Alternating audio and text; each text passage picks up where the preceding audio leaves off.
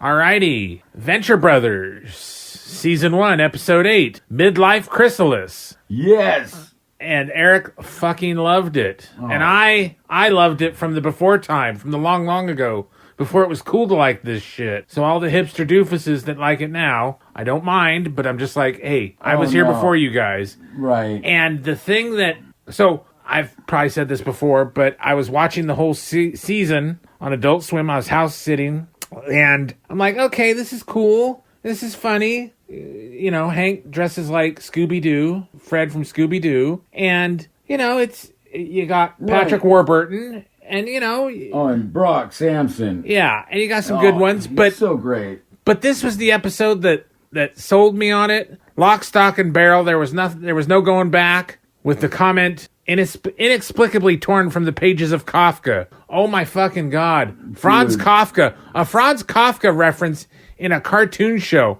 I was in love from that point on. Just there was no way to dissuade me from it. Yeah. It sold me on it. Well, I mean, I loved the last one, loved this one, and it's like what I said about the last one. You really got to know your shit to interweave all that stuff. Man. Yeah. I mean, it's just brilliant. Frankenmullet? Yeah.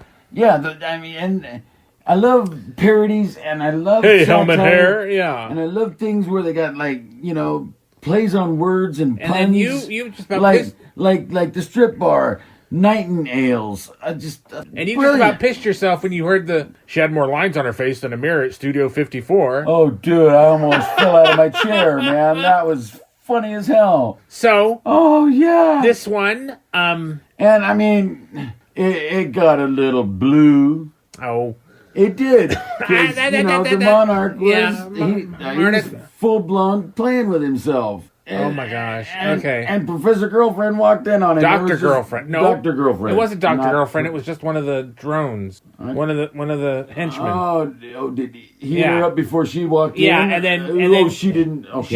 She was still at the venture compound, and he goes, "Oh God, can you get me a Fresca?" What, right? Yeah. Okay. Anyway, he was interrupted one way or the other. So. Oh my God.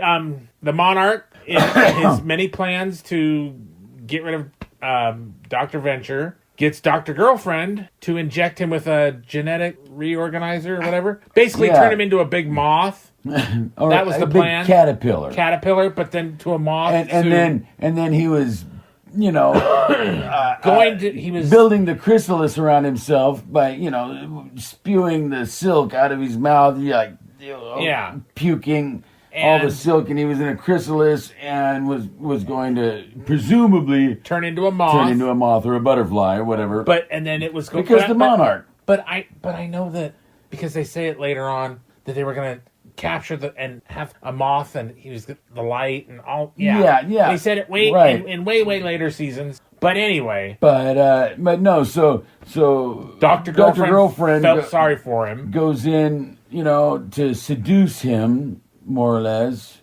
and who needs sex toys like condoms? I love, you know, and and then he had one in his drawer, and when he opened it and pulled it out, it was so old and dried out. It was all cracked and dried out because it had been there for so long that sounds. Yes. Anyway, oh my God. And then, you know, of course, while his back was turned is when she shot him up with the serum. And next thing you know, he wakes up, he's a caterpillar. Yeah. And then at the end, she comes back and kisses him and gives him the antidote. Gives him the antidote because she felt bad about what she did to him. He's a really good guy. You guys have something in common. I love the girlfriend with the deep, manly voice. It's so funny. Doc Hammer, bringing it home. Oh, it's great. And of course, Monarch thinks that she's fallen in love and, you know, whatever, she even slept with Dr. Venture because he's so insecure and yes, you know. Because she's the hot one in the relationship and he thinks he's unworthy. Yes. Yes. Yeah. Totally what it is. And he's all... Which isn't outside the mark. No, it's not that far-fetched. Yeah. Not at all. Because... But the way they do it... Like the fucking Monarch with the eyebrows. Fuck. Yeah. He's lucky if he gets to sniff dirty underwear, you know? I'm just saying. Wow. Anyway. No wonder he has to jerk one once in a while because, right? Anyway. Wow. Oh my. It was too much, man.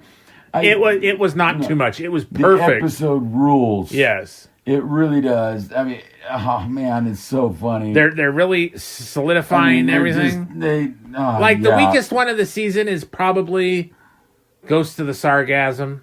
Yeah. Kinda. Like, I could take it or leave it. Yeah, that one is not as memorable. But, yeah. Oh my God, this one though, dude. Epic. Midlife Chrysalis.